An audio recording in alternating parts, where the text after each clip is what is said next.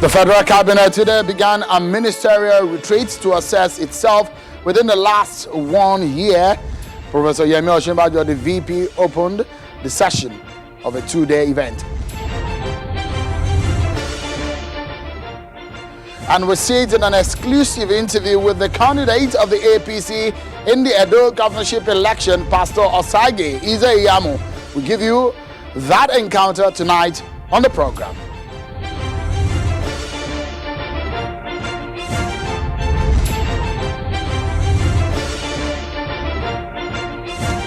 Hello everyone and welcome to the program. This is Politics Today live on Channels Television.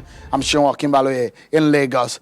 Tonight, we'll be showing you an interview we had with the candidate of the All Progressives Congress in the Edo governorship race, Pastor Osagie Ize-Iyamu. But first, let's tell you that ministers and heads of ministries and parastatals today participated in the first-year ministerial performance review retreat in the nation's capital, Abuja. The 2-day event, which is aimed at creating transparency on the status of the implementation of policies, programs and projects of government, but a bigger concern for the government is the reaction trailing the recent change in the price of petrol and electricity tariff, which the president says will bring about a gradual economic growth and allow government focus on priority areas. President Buhari's speech was delivered by the Vice President, Professor Yemi Osinbajo, who also declared the retreat open on his behalf. For youth and women going on right now at the banquet.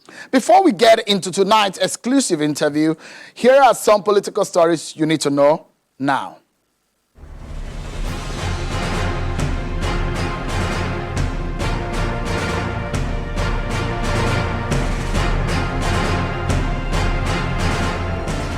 President Muhammadu Buhari has appealed to ECOWAS leaders not to elongate their tenure in office beyond constitutional limits.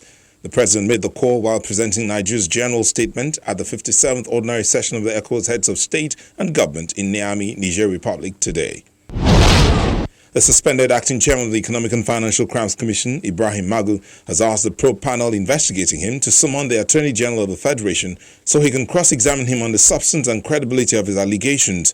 Mr. Magu's request is contained in a letter dated September 4th and addressed to the chairman of the Judicial Commission of the Inquiry investigating him for alleged abuse of office and mismanagement of federal government recovered assets and finances. The Inspector General of Police, Mohammed Adamu, has assured residents of Edo and Ondo states of adequate security during the upcoming governorship elections. He gave his word on this during a meeting with police squadron commanders in Abuja. A drama played out today at the Ondo State House of Assembly when some men suspected to be thugs surrounded the premises. The men, who arrived in various vehicles, reportedly stormed the assembly complex to prevent some lawmakers earlier suspended over allegations of misconduct from resuming.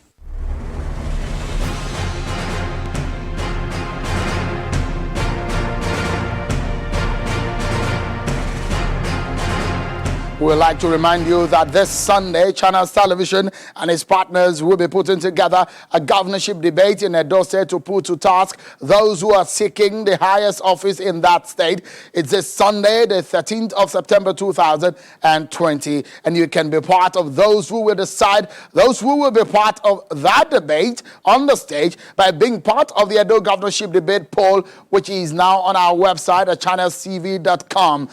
The poll is powered by the Civil Society Elections Situation Room.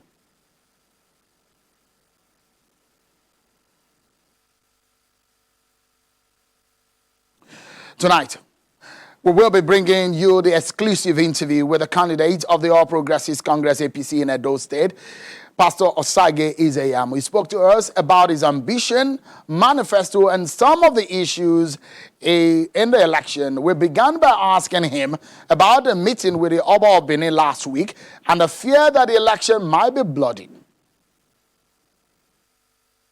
It will not be bloody, it will not be violent, and we must thank our royal father, Monobana Dokuak Bolokbolo, Abaiwari II, the Oba of Benin, for that very wonderful initiative in calling us and more or less reading the Riot Act, and to remind us that we are one family. Elections will come and go, and we must talk to our supporters. and our people that on no condition must they resort to violence during the campaigns or during the election, and extracted a commitment from us to that effect. I think that it was good, it was timely, and the Monoba has been commended in so many quarters for a very timely initiative. And since then, we've ensured that in every rally we go, we try to stress that.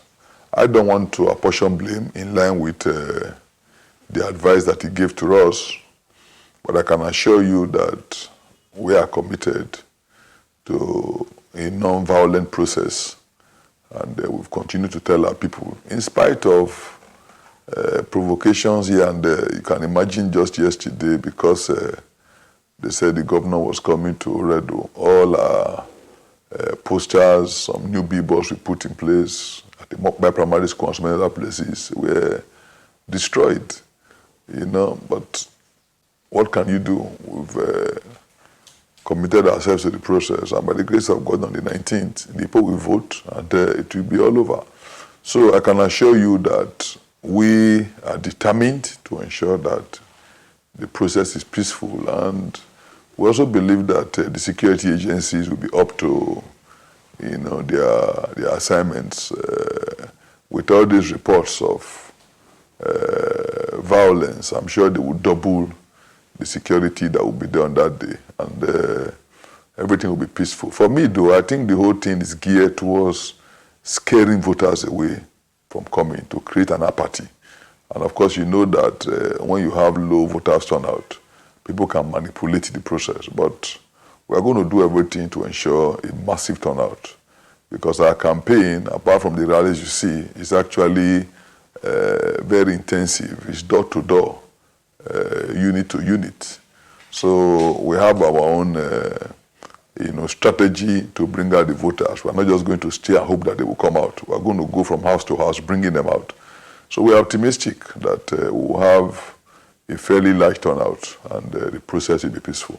Have you made any move as regarding the Oba of Benin's directive about ensuring peace during the election?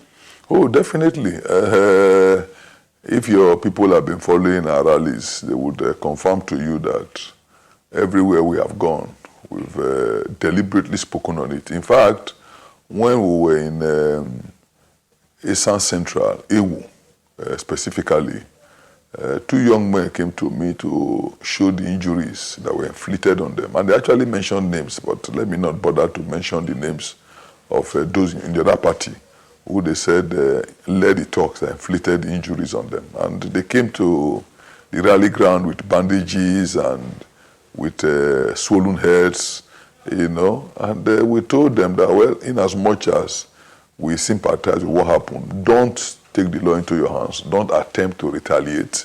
Just report to the police and let it be. We made a firm promise to the Oba, and in fact, I haven't made them at that rally to agree to that there will be no violence. I said, look, if you all agree with me that no matter the provocation, this election, during this campaign, there must be no violence, raise your hand. And everybody raised their hand. So we have tried to sensitize our people, raise that level of consciousness about a non-violent process. And I can tell you that I will continue to talk to our people publicly and privately on the need to conduct themselves peacefully. How easy is that, considering what analysts have described, that the major political parties have the potentialities of violence, they're capable, they have followers who have capabilities of violence? How easy could that be? If you talk to one, will all fall in line, especially your own supporters? Well, the truth is that our supporters are a lot more disciplined. I say this because every time I've spoken to them, to a large extent, they have listened. It's just that when the security agencies make arrests, they are a bit reluctant to see where the people are coming from. If they are taking the time to tell the public who they arrested and the tendencies they belong to, it would have become clearer where most of this disturbance is coming from. For example, we know those who have been charged to court for being in possession of firearms. They were caught when the House of Assembly was being vandalized. And 7 of them were caught with guns, and they're in detention right now. The interesting thing is, who did they follow to the House of Assembly? They mentioned names. They mentioned names of people that sponsored them, who paid for them to come there with guns. And what was their purpose? But they will just say that some talks of political parties.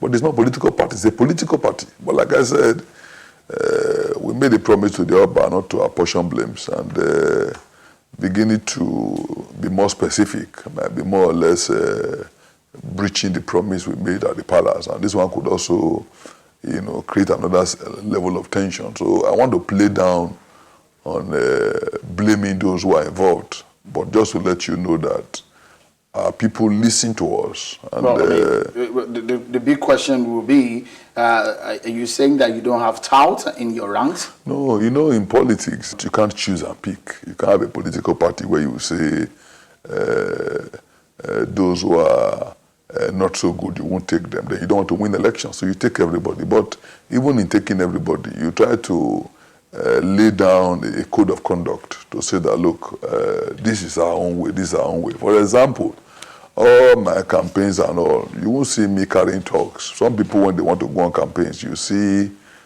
buses filled up with talks. But for me, I'm just content with what the security agencies have provided. They are the ones, who have the duty and the responsibility of providing security. I haven't provided that. I leave every other thing. But to now come and carry talks all over the place, who are shouting and who are the slightest provocation can also retaliate. I try to avoid it. Are you getting help from the federal bodies? What kind of help? I mean, because you are a member of the ruling party. Yeah. And if you are having this kind of concern, have you made it known because you met the president? No, and you raised your hand? Yes. Have you alerted him about some of these concerns? No. You see, for me, I don't believe in abuse of power.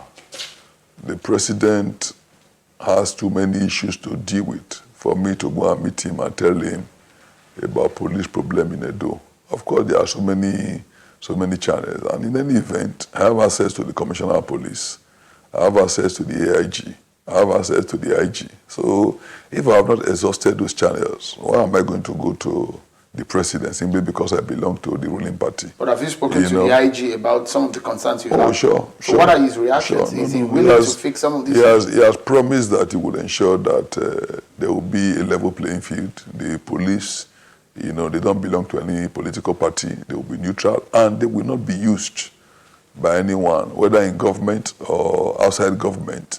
Because for some of those who have criticized Adams Oshiomhole on your campaign train, is the fact that they are afraid of godfatherism and they see him as your godfather.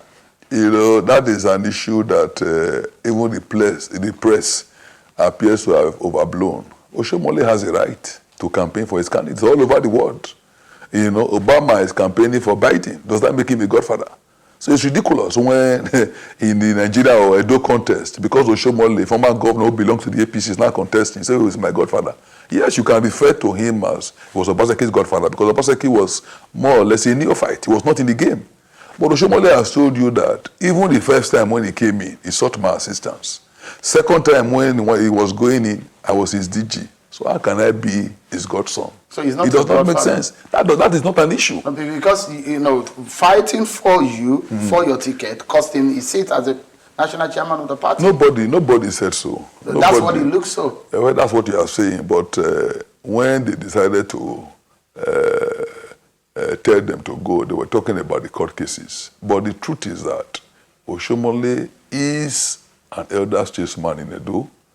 He has served for 2 terms as governor, and whether you like it or not, there's no part of the state you will not see his legacy or the things that he did. So anybody say, why is Oshiomhole campaigning for you? It's only being mischievous. Because if Oshiomhole had to campaign for them, they'll be elated because he has the right to campaign, and he has done well in many parts of the state. So that does not make him my godfather. That's not an issue. So, but what is it to you? He's a politically friend. speaking? He's a friend. The senior brother is a friend. He's a friend. We belong to the same party. He was a former chairman. He's not your benefactor, On what basis? politically speaking. No, but you see, on what basis will you call him a benefactor? He helped you to get this ticket. Does that make him my benefactor? And you are forgetting that. You mean the benefactor is someone you benefit from? You are forgetting that when I got the ticket, Shomole was still national chairman and so could not even participate in the process. I won nomination in the 192 wards. Oshomole was not there. So when you say he helped me to get the ticket, I don't know what ticket you are talking about because he wasn't there. You know, he wasn't there. Is he helping your cause in this campaign? Of course, he's campaigning for me, which is he a major factor to determine whether you win or lose? It's a factor. It's a major factor. He's going to vote in just one out of 2,627 political units. But it's a factor. You cannot wish away the projects he did. To be honest, everywhere we have gone, people have said, Oshomole gave us this road. He did this school. Obaseki, nothing. He has not done anything for us. So those people he helped with schools, with water, with roads, they are going to vote.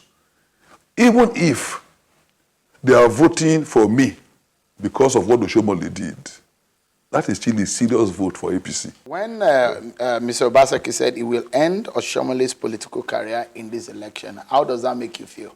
You see, that is an arrogant statement. You can't end anybody's political career. It's like saying my second term is non-negotiable.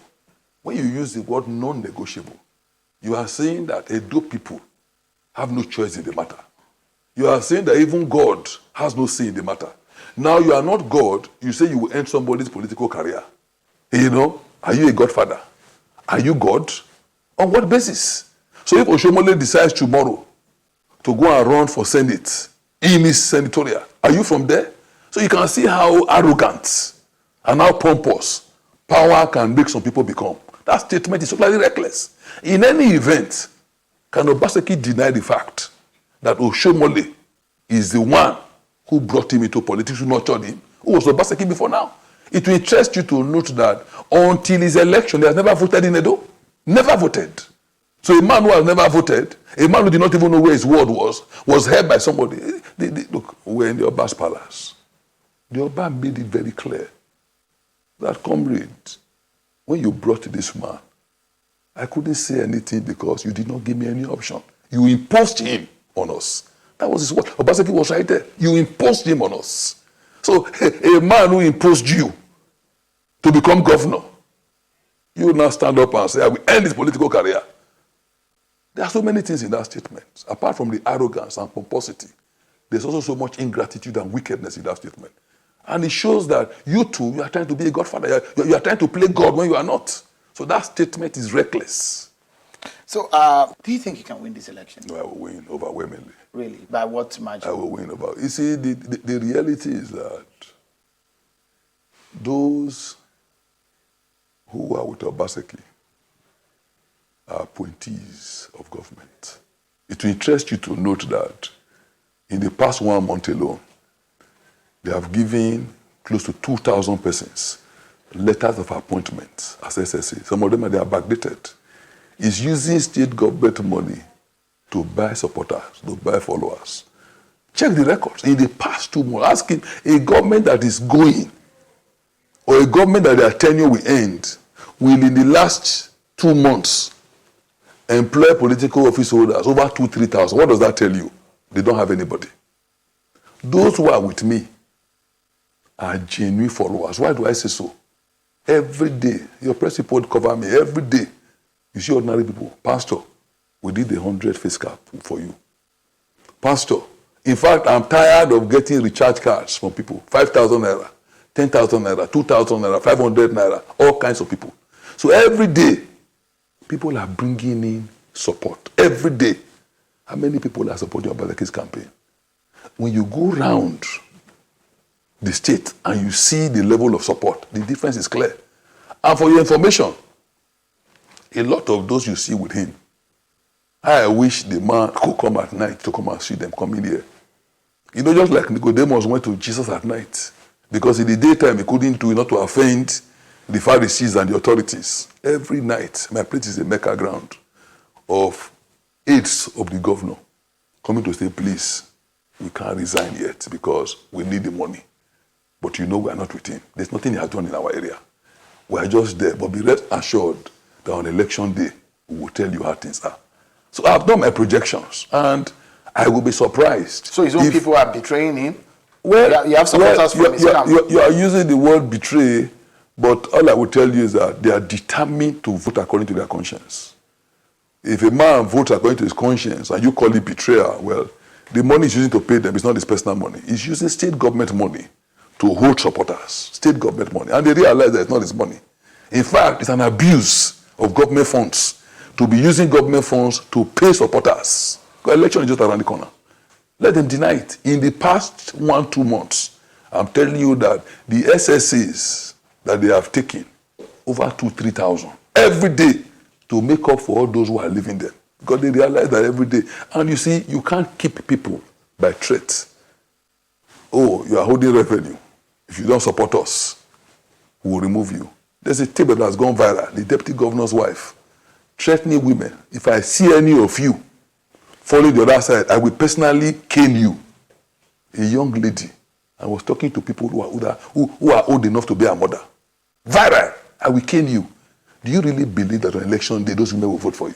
Yes, if you see them, you can cane them because you are deputy governor's wife, you have money. But on election day, in the privacy of their unit, do you really believe you can cane them? They will vote to their conscience. Should you lose this election, Pastor Isayam, what would you do? My brother, I will not lose, but let me tell you something. We've had that thing 4 years ago. I mean, I told you before, I believe in the rule of law. I believe in the rule of law. Mine is very simple, but I can tell you, this is God's time. I will win overwhelmingly. Before I lost, I went to court. Nothing more than that. You know, no violent demonstration, nothing. And the moment the Supreme Court made the pronouncement, I sent a test. Congratulations. And the man called me to say, please, was that test from you? I said, yeah. Can I tell the press? I said, tell the press. You know, and he told the press. And that was it. So for me, somebody must win, somebody must lose. But the question is, can I win the election? My answer is yes, and overwhelmingly. Edo South is a battleground. Both of you are from Edo South, and you know what that means. A senator sitting, a sitting senator is from PDP. It shows how tough the battle will be. Edo South has at least 50% of the voting population. How do you see this panning out? Because the sitting governor also is from that area. A sitting senator is from that area. PDP also have House of Reps member in that senatorial district. You are forgetting that these positions that you say they have, they got it when I was there. When I was in APC, they didn't have it. It was with APC. It was when I moved to PDP that those positions moved to PDP. That will tell you a story. So let me tell you that Edo South is not at all a battleground. In fact, because I have access to their thinking, they believe that they're going to have serious problems in Edo South and Edo North. Where they are even thinking they might do well is Central, where they think that, they are pursuing a fake narrative that it will be better to support Obaseki, we only do 4 years, so that they can be governor, than support Isayam, who will do 8 years, and it will be longer. So their real thought is that is the place that they have what you might call their best chance. But we've gone there, and we have debunked that so-called... So it's a fair narrative to think that they deserve... No, wait, I said we have debunked that. Now in Edo South, my advantage over the governor is unbelievable. I'd like to take you on 2 issues quickly, and it's about a simple agenda. But let me ask you first and foremost, what do you think is perhaps the biggest problem or challenge facing the Edo people today? Hi, that's a hard question because we have security challenges, we have unemployment challenges, we have health facility challenges. Our schools are almost broken down because of no teachers, no new school. You know, agriculture is in terrible shape. So the reality is that the state is in shambles. Issue of the simple agenda has been criticized that, look, this is someone who brought up an agenda that is not realistic. Why? Do you see your agenda as realistic? How can it not be realistic? How can it not be realistic? An agenda that says that the state cannot move forward in the absence of security.